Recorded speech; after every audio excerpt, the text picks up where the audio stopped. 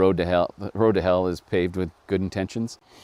One of the other things we're seeing right now across Canada that's making this housing market very challenging is government policies. And I know I've talked about this in the past, but it is something that we really need to focus in on, especially as we come through to municipal elections and whatnot, and provincial elections coming up. Federals, who knows, could be tomorrow for that matter, whether or not the budget gets approved. Really, you need to look at what those policies are and the impacts of those policies. Because right now, what I see personally, this is not advice for you, this is just my own feedback on here, is I see governments continuing to try and pick winners and losers. And every time that happens, it creates monopolies and it creates more and more costs associated with it. So my call out to any politician or government official or, individual who's working within the government bodies here with, start thinking about that. Think about the consequences of your policies and what they might be in the long run. Because I know you have good intentions with some of these, but at the end of the day, those good intentions definitely turn bad. The road to hell is paved with good intentions. So really, we need to focus in on getting stuff done.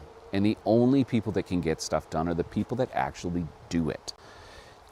Just because you're sitting in an office, just because you're creating a policy, just because you're voting on a law, a bill, doesn't mean that that's actually going to produce what needs to get done. We do need housing in Canada. We need affordable housing in Canada.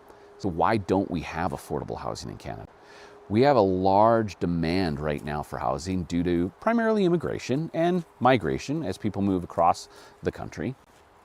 It's putting strains and stresses on a lot of regions. And there was not the foresight of those municipalities, regions, whatever you want to call them, to start planning appropriately for that. The spending may have been wrong in terms of, where the municipalities were spending their money.